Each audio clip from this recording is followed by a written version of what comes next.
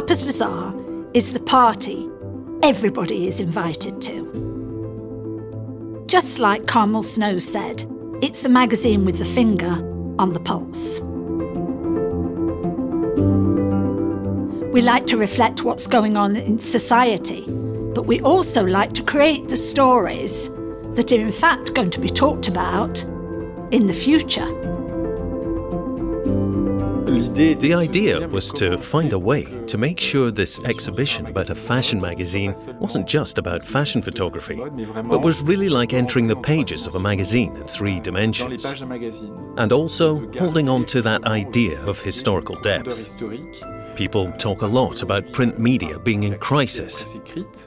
We also wanted to highlight the role of the press in writing the history of fashion.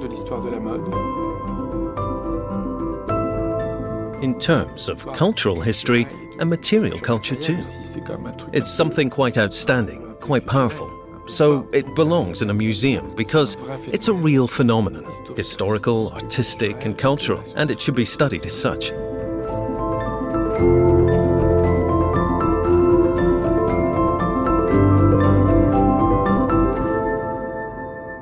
Mary Louise Booth was the first editor-in-chief of Harper's Bazaar in 1867. She was an incredible woman, a complete pioneer. She could speak 7 languages. She was a translator. She was anti-slavery, and she was very pro-women's rights. In fact, she was a suffragette. Abolitionist, suffragette. Well, proto-suffragette, because she wasn't really.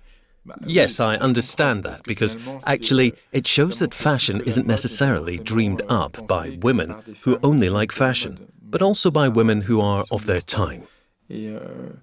She's a tremendous character. I feel she's not known enough, and the exhibition pays homage to her. She's not known enough, and she's extremely modern. Because, in fact, Miss Booth could be editor-in-chief of a big fashion magazine today. Harper's Bazaar's slogan at that time was a repository of fashion, of pleasure, and instruction. Now, we wouldn't call it instruction now, we would call it service, but it's actually very, very similar to that very first edition. What we want to do is create a magazine which gives ideas, which makes women feel great about themselves. We want to empower them to feel confident. We want to reflect social changes.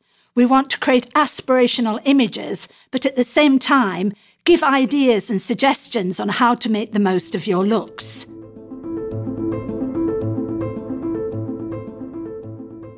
Carmel Snow had a couple of quotes that I think is so true.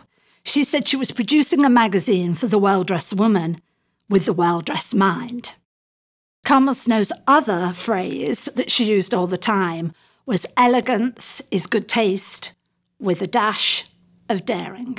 What I think is important about the exhibit, and I feel this as an editor, it's very important to me to always tell the truth. So one of the most famous photographs of all time is by Richard Avedon of Davima and the elephants. What is so striking about that image when you see it at the exhibit, because it takes a full wall, is it is truly shocking to our eyes today to see those elephants chained at the ankle. Now, we would never, ever do that today. What was right back then for that image, and what I think as an editor is right now, is of course different. We evolve, we learn, and we want to share things that we learn with our readers.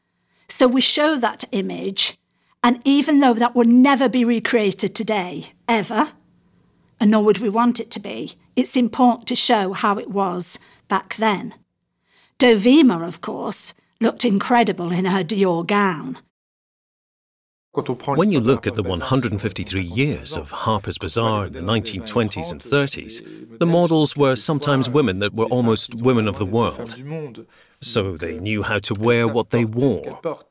That was how they dressed. Yes, they go for couture, and they're clients. So it creates a completely different temporality. There was no doubt less of a gap compared with today between the reader's perspective and the person wearing these fashion items in a magazine. There's a very powerful relationship between the museum and the magazine. There's also a whole field to explore in the relationship in fashion between New York and Paris. And we really wanted to look at that, because we're very open to everything from across the pond. And it was fascinating to see how a certain idea of French fashion was channeled bit by bit through the prism of an American magazine. The issues from the war years are quite moving. You can feel just how much the fashion world was amputated of one of its most vibrant limbs, almost its heart in a way. This heart continued beating in New York, but differently. Glenda talks about that with a lot of emotion, about those issues from late 1944 and early 1945 around the liberation of Paris. The whole Paris is back thing. And we're also back in Paris.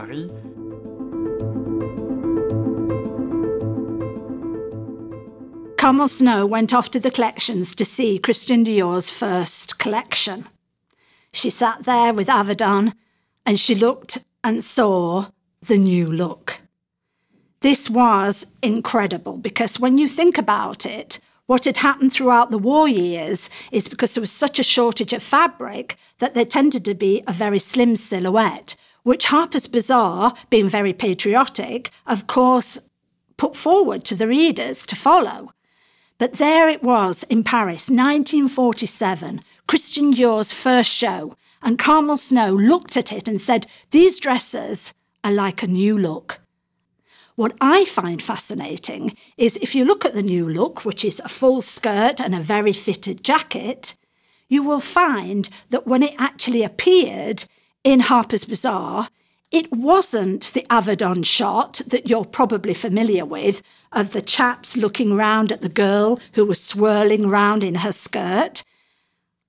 What had happened was they'd actually decided to crop the skirt because they thought that was the most important, innovative part of the outfit. And so that image is cropped as it appears in the magazine, as opposed to that very famous Avedon shot.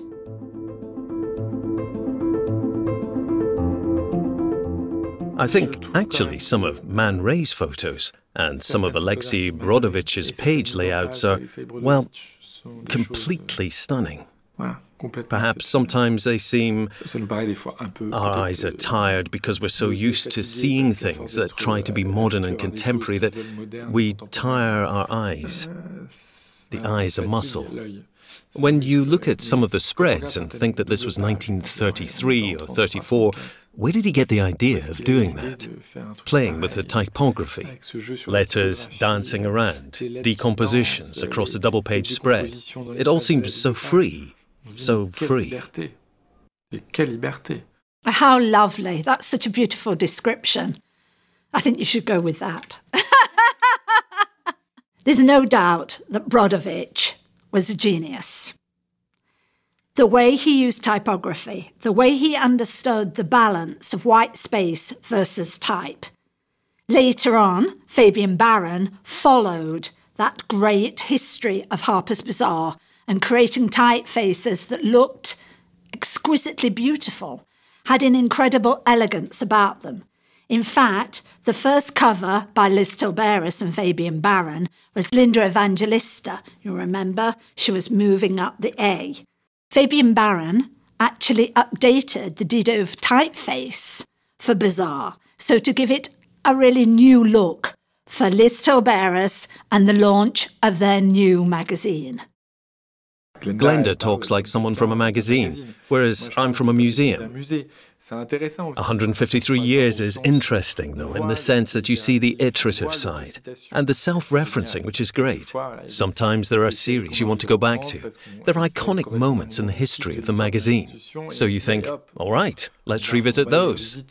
And visually, I wanted that in the exhibition too, because we all know that incredible cover with the A falling from the ladder.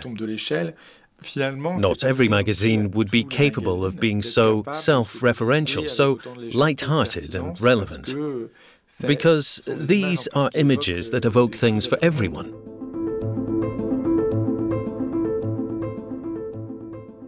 Carmel Snow actually met and was introduced to Diana Vreeland on the dance floor of the St. Regis. She asked Vreeland if she would write a column for Bazaar. It was entitled, "Why Don't You?" One of the funniest ones that she ever wrote, and this proves how eccentric she was "Rinse your child's blonde hair in dead champagne to keep it golden, like the French do." Bazaar has many, many firsts, and a lot of those firsts were to do with Vreeland. Of course, we showed the first nudity. We showed the first movement in photography. She introduced many, many talents, one of them Lauren Bacall, who appeared on the cover of Harper's Bazaar in front of the Red Cross sign and encouraging all of the readers to go and give blood. One of the other firsts that Vreeland was keen to portray was the bikini. Vreeland actually said the bikini is the most important thing since the atom bomb. One of my favourite quotes of Vreeland is, "Never fear being vulgar, just boring." Another one of my favourite quotes from Vreeland is, "Pink is the navy blue of India." So now cut to when I became an OBE. Karl Lagerfeld said, "I want to make you a suit and I want it to match your medal." So I thought that was very kind of him. And I told him that the colour of the medal was pink. He said he would send a suit which was pink to match. I flew from America to London and we only had a few hours to spare. I unzipped the garment bag to receive my Chanel suit, which I thought was going to be pink, but actually it was navy blue. So I wrote to Karl Lagerfeld and said, "Thank you so much, after all.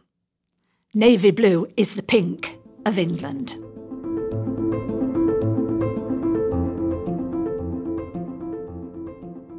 My favourite issue of any magazine ever has to be Harper's Bazaar, 1965 April issue, edited by Avedon. When Glenda asserts something, you don't contradict her. No, because it's an issue that's quite iconic, the cover and the content. I don't know the history as well as Glenda, who knows every issue. It's quite amazing when you talk and work with her. She can come up with anything. It's one of the most striking. I see why Glenda loves it. As someone from the fashion world, editor-in-chief of the magazine, etc., looked at from my perspective, having a different kind of relationship to it. I wonder if she also likes it because when you look at that cover, which is quite outstanding in the content, you think to yourself that, in fact, it's almost a crystallization of the whole history of the magazine, because you can see the daring of the 20s and 30s, like Man Ray and a few other photographers for Harper's, and a very graphic and illustrative sense that we see in the art of Cassandra and even earlier at the end of the 19th century with Grasset or even Félicien Rob. At the same time, it's very 1960s because this is really an image that creates meaning for its era. There's a lot of the craziness that defined the magazine in the following decades.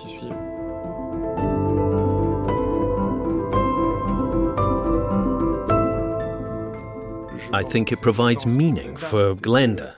That reference is a technical achievement in a way, in terms of the magazine as an object.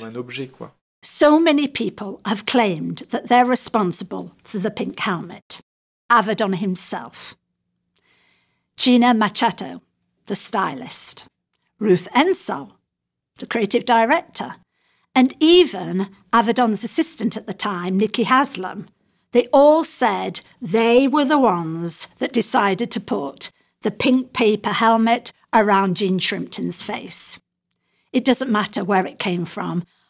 As always with magazines, it's a collaboration of great talent. And whoever did that did a really great job because, to me, it is the most iconic cover of all time.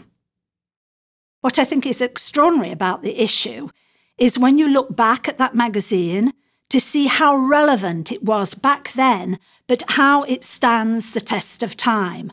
I always say that magazines, like great fashion, should be timely and timeless.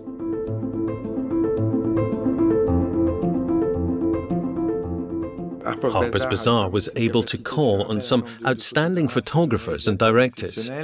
When you see the series by Jean-Paul Goude on Karl Lagerfeld, photos we present in all their breadth, Jean-Paul opened his archives to us, the sketches he presented at the time. And you're really struck by how far he's prepared to go as a great fashion photographer.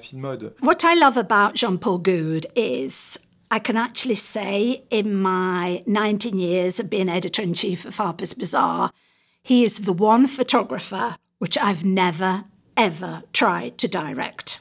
He always has his own ideas and always brings his own creativity. And that is what is very exciting about working with such a master.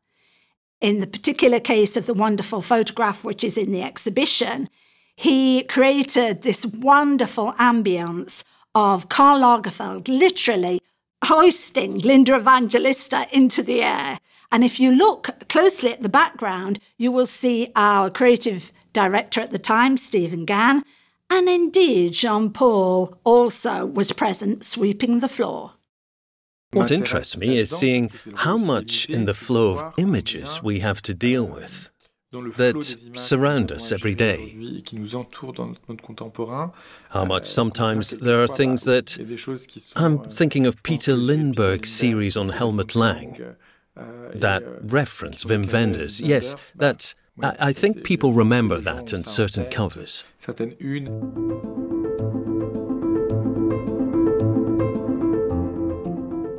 Harper's Bazaar's always had a history of working with artists, whether it be in years gone past, Man Ray, Cocteau, Dali, or whether it be right now, whether it be Cindy Sherman, Murakami, Chuck Close, Micklin Thomas, Nick Cave. They're relevant in today's society. Those artists have been asked to participate in producing something completely unique for Bazaar.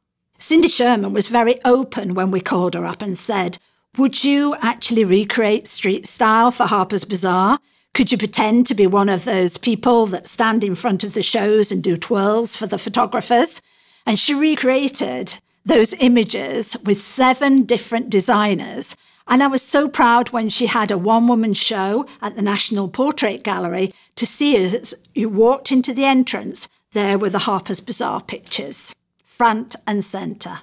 For John Balthazari, we asked him to look at the front row, and he produced something, again, incredibly original, which you've never seen before. I love the fact of artists having a take on the world of fashion. I think that's something quite unique. I'm thinking of a manuscript by Salvador Dali that was planned for Harper's but was never published. It's interesting to show just how far they went in terms of editorial quality and people writing for a magazine. Bazaar is also renowned for the great writers that it attracts. Right from the very beginning, when Mary Louise Booth started Harper's Bazaar in 1867, within the first year she'd asked Charles Dickens to participate. If you look back at all the writers that have contributed to Harper's Bazaar, we have everyone from Charles Dickens, Thomas Hardy, Henry James, Vita Sackville West, Edith Sitwell, Anita Loos, who actually had the serialisation of Gentlemen Prefer Blondes in Bazaar. We have Patricia Highsmith. Every great writer of every time has appeared on the pages of Bazaar.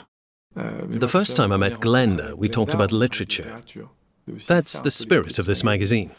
It can be a place where we talk about other things. Tennessee Williams, Françoise Sagan, both superstars of literature in their country and the world. We're very proud of the women that read Harper's Bazaar, and we try to produce the very best editorial for them every single month. Glenda represents very well that aspect, power of the image, to say that this is a fashion magazine. And when you see in the exhibition some of the covers from the past few years, you're blown away because they're really stunning.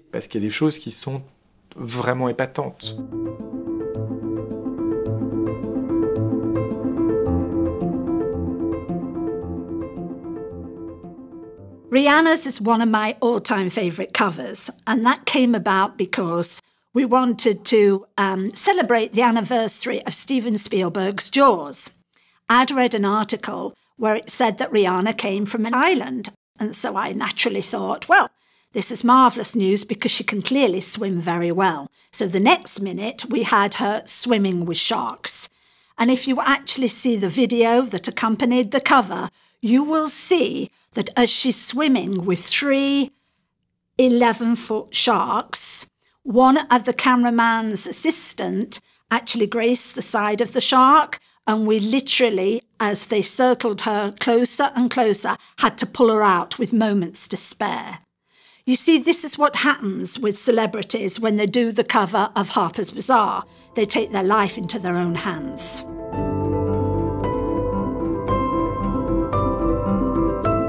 We did a redesign on Bazaar, and I asked Gwyneth Paltrow to be on the cover.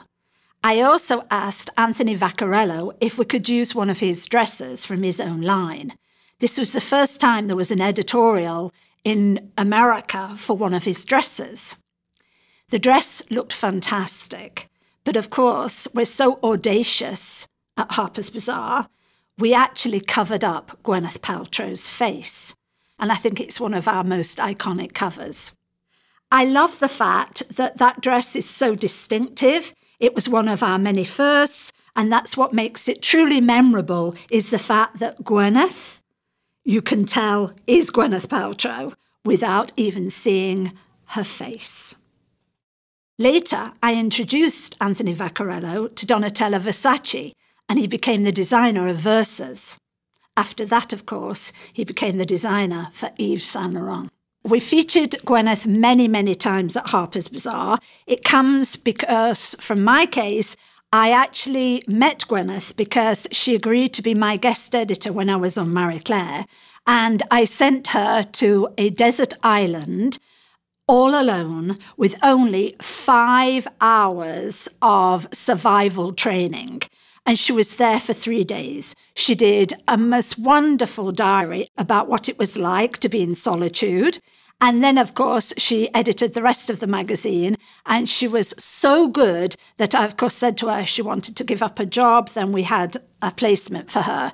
And, of course, now she's gone on to do Goop. So she is an editor-in-chief herself.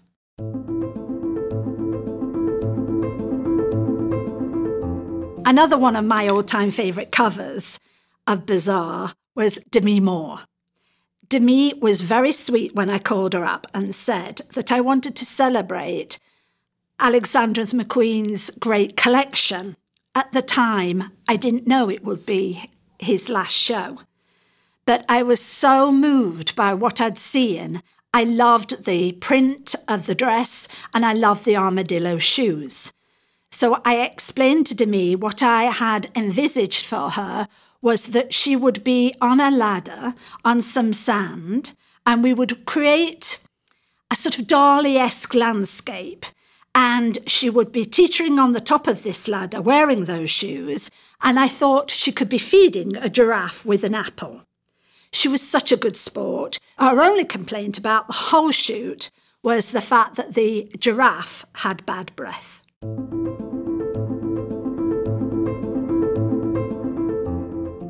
At Bazaar, we like to be a little bit cheeky, a little bit irreverent, a little bit playful. And one great example of that was we thought how marvellous would it be if the Simpsons went to Paris accompanied by Linda Evangelista. All the designers participated and we had great fun. Madge, for example, Donatella Versace haircut for her picture, and Marc Jacobs loved his image so much that to this day he still has it tattooed on his arm.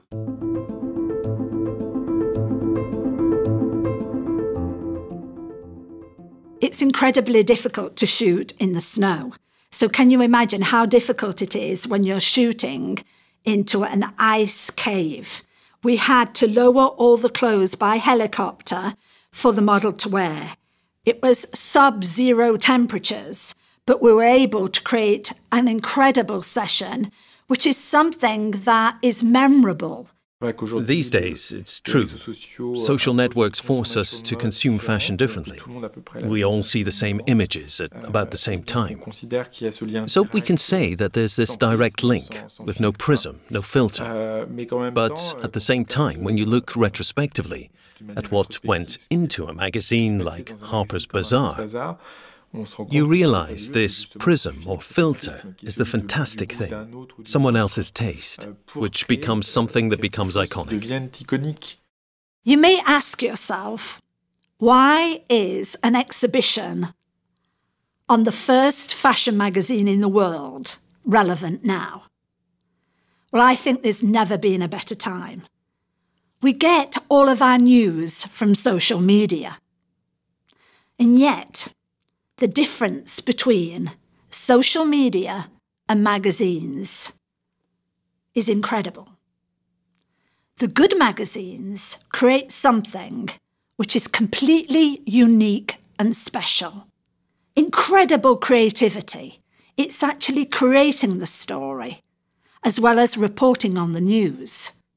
You tend to see on social media, it's a news service. It's got lots of fast ideas. Whereas on a magazine, you're producing something that is timely, but also timeless.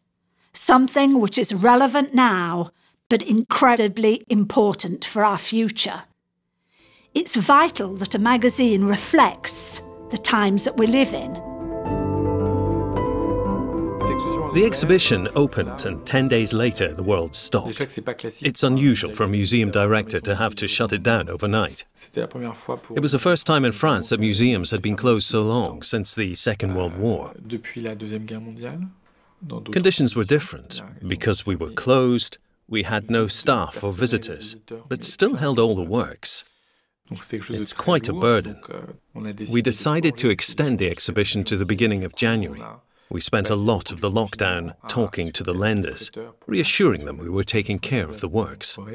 For example, the quadruple portrait of Saint Laurent by Andy Warhol. Over 6 months. That's very long for an institution. I think the joy of being editor-in-chief is the fact that you work with the most incredible talent in the world. The best photographers, the best models, the best hair and makeup, the best stylists. You have access to that incredible talent. And it's your job as an editor to bring out the best of all their talent towards one single aim, producing the most iconic magazine in the world. A magazine is a collective effort. So what the editor-in-chief embodies in general is also the spirit of a whole group. We also wanted to show that in this exhibition, a magazine isn't a one-person job. A magazine like this is about fashion fundamentally. So it's the creators, their inspirations, the women that wear and transcend them, the photographers that showcase them and express the essence of them. And it's all the work, all the filtering and the alchemy of bringing out the right subjects and plans, showcasing the right people. And that's also very exciting. I love making the most of other people's talents. I love putting it together. I love creating ideas. And that's the joy of being an editor-in-chief. And what is great is that you're only as good as your last issue that you produce. And so it's all about the future. The reason why I love fashion so much is because it's ever-changing.